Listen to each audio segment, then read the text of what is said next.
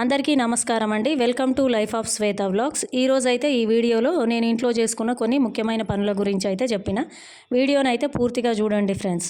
మన వీడియోలు మీకు నచ్చినట్టయితే ఛానల్ని సబ్స్క్రైబ్ చేసుకోండి, అట్నే ఒక చిన్న లైక్ ఇవ్వండి. దీనివల్ల మన వీడియో మరింత ముందుకు వెళ్తుంది. భూమి గుండ్రంగా తిరుగుతుంది అని చదువుకున్నాం కదా, ఇవాళనైతే అది నాకు ప్రాక్టికల్గా ఎక్స్పీరియన్స్ అయింది మా పాప వలన. ఎందుకో నేను చెప్తా. రాత్రినైతే కరెంటు పోయిందండి ఒక 5-6 గంటలు. ఇక పాప అయితే మస్తుగా ఏడ్చింది. ఎంత ఎత్తుకున్నా ఆమె అయితే ఏడు పాపలేదు.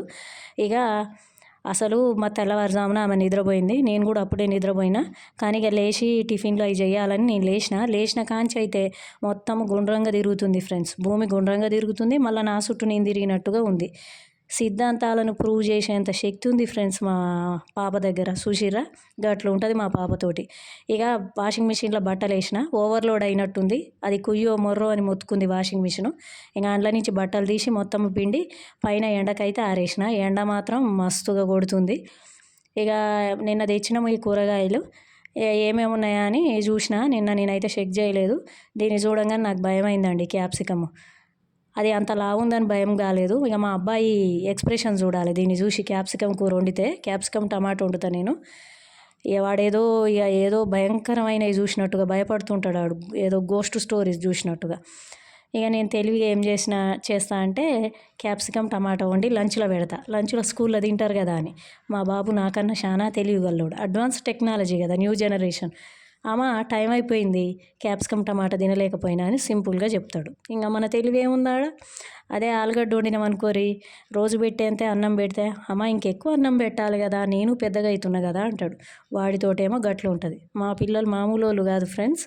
నిజంగా వాళ్ళతోటి వామ్మో మనం వేగలేము, తగ్గేదేలే అన్నట్టే ఉంటారు. ఇక ఈ డబ్బాలన్నీ మొత్తము వీటిని అయితే మొత్తము క్లీన్ చేసుకొని కొన్ని సరుకులు తెచ్చినాము కిరాణం నుంచి, అవన్నీ సర్దుకుంటున్నా. ఇక పొద్దున పూట అయితే కొంచెము ఈజీగా ఉంటుంది. మళ్ళీ మధ్యాహ్నం నాకు ఎడిటింగ్ ఇదంతా ఉంటుంది. ఇక సాయంత్రం పిల్లలు వస్తారు. వాళ్ళ బాబు అయితే ట్యూషన్కి పోతాడు, పాపను మాత్రము ఇక నేనే హోంవర్క్ ఇవన్నీ ఉంటాయని పొద్దున పూటే చేసుకుంటా దాదాపు అయితే పనులు. ఇక్కడ మీకు ఒక చిన్న ఇన్సిడెంట్ చెప్తా ఫ్రెండ్స్. తినే ప్రతి గింజ మీద వాళ్ళ పేరు రాసి ఉంటుంది అంటారు కదా, అది నిజమేనేమో అనిపిస్తుంది. నేను ఒకసారి ఏం చేసిన అంటే పెసరట్టు చేద్దామని మొత్తం ప్రిపేర్ అయితే చేసి పెట్టుకున్నా నెక్స్ట్ డేకి. మా మమ్మీ ఊరికి వెళ్ళిర్రు అనమాట. ఇక మా డాడీ ఒక్కడే ఉంటే మా ఇంటికి వచ్చిండు, ఇక్కడే ఉంటాము. వచ్చిండు, ఇక కరెంటు పోయింది సడన్గా.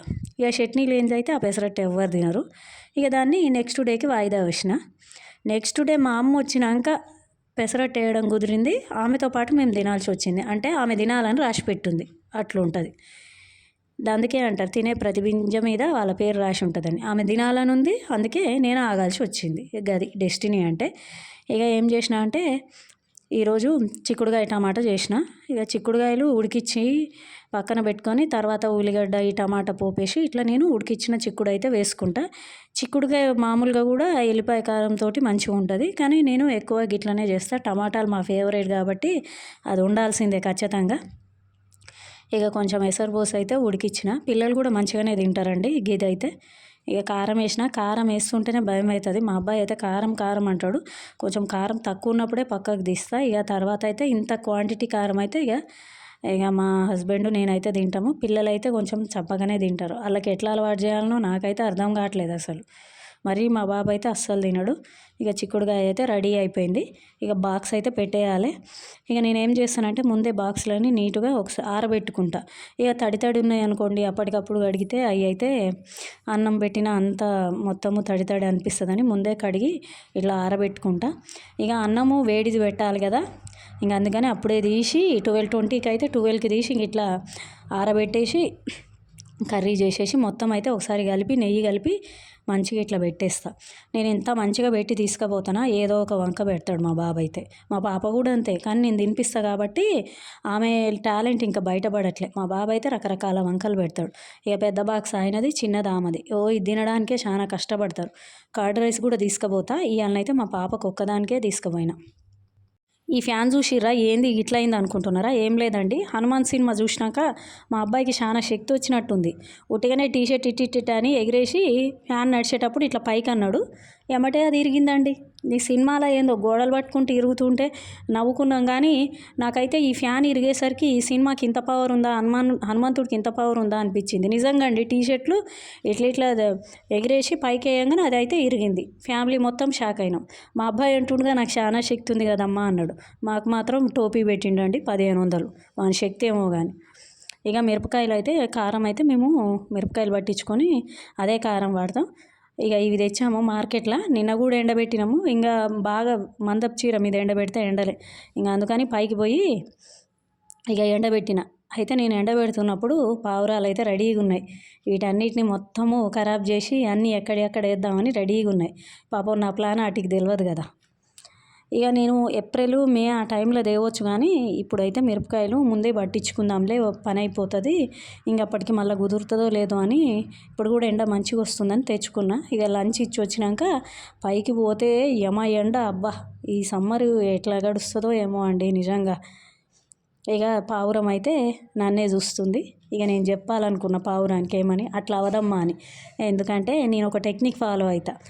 బియ్యం కానీ మిరపకాయలు కానీ ఏవైనా సరే వాటిని ఆరబెట్టడానికి నేను ఏం చేస్తా అంటే, ఇట్లా ఉంటే మాత్రము పావురాలు మంచిగా తినేస్తాయి కదా. దానికి ఒక టెక్నిక్ ఫాలో అవుతా. మీరు కూడా ఫాలో గారి, ఒకవేళ తెలియకుంటే దానిపైన ఇంకో గుడ్డ పెట్టేసి మొత్తం షుట్ అయితే రాళ్ళు పెడతా. చూసిరు కదా, ఇంక ఇప్పుడు పావురాలు రాలేవు. మంచిగా అవి అయితే దీనంగా చూస్తున్నాయి ఇటు సైడు ఎట్లా తీద్దామా అని. కానీ నేనేం చేసిన, మొత్తం చుట్టూ మంచిగా భద్రంగా వాటికి రాళ్ళు అయితే పెట్టిన. దీనివలన నాకు చాలా కష్టమైతే తగ్గింది. చిట్కా తెలియదు, లేకపోతే అప్పుడు ఊకే కాపలా ఉండాల్సి వస్తుండే ఆ గోధుమలకి వాటికి. అట్లా ఉంటుంది. ఇంకా నెక్స్ట్ అయితే ఏం చేసినామంటే, ఇవి నేను మొన్న ఒక బర్త్డేకి వెళ్తే గిఫ్ట్ ఇచ్చిర్రండి. ఇక మా పాప అయితే దీన్ని తీసేసుకొని ఇది కిచెన్లో నేను వాడుతున్నా అని, అందులో టమాటాలు అవన్నీ పెట్టుకొని నేను కుకింగ్ చేస్తున్నా అని ఇక తనే తీసుకుంది. మా బాబు చాలా ఫీల్ అయిండు. ఇక మా బాబు కంట వాళ్ళ క్లాస్మేట్ది బర్త్డే అంట. బాబుకి ఇక ప్లాస్టిక్ది ఈ డబ్బా ఇచ్చిర్రు. నాకు కూడా ఓ డబ్బా ఇచ్చిండని ఇక అన్నా చెల్లె అనుకుంటుర్రు అనమాట. ఏం లేదండి, వాళ్ళకు చిన్న గిఫ్ట్లే కానీ అట్లా వస్తే వాళ్ళు ఎంత ఆనందిస్తారో నిజంగా. చిన్నప్పుడు చిన్న చిన్న ఆనందాలే ఎంతో ఆనందం అనిపిస్తుంది. పెద్ద అయినాక ఏమవుతుందో ఏమో కానీ ఎంత పెద్ద ఆనందం వచ్చినా అది ఆనందం అనిపించదు. చిన్నప్పుడు అట్లా ఉంటాయి జ్ఞాపకాలు. వాళ్ళిద్దరూ ఎవరు ఏది ఇచ్చినా చాలా భద్రంగా ఇది నాది ఇది నీదని పెట్టుకుంటారు. ఆ డబ్బులైనా సరే ఇది నాది అని మంచిగా పెట్టుకుంటారు. అయితే మా పాప కొంచెం తెలివిగలది. ఇది నాదే అంటది, ఆ పక్కది నాదే అంటది. మా బాబు అలా ఉండడు. పాప ఇంకా అడ్వాన్స్డ్ జనరేషన్ కదా, 2020 బ్యాచ్. సో అట్లా వాడిని కొంచెం అమాయకుని చేస్తుంది. మొత్తానికైతే బాబుకి కూడా ఒక గిఫ్ట్ వచ్చేసింది. అందులో ఒక కేకు కారబెట్టిచ్చిర్రంట. ఇక ఆ రోజైతే మొత్తము సంతోషంగానే ఉన్నాడు.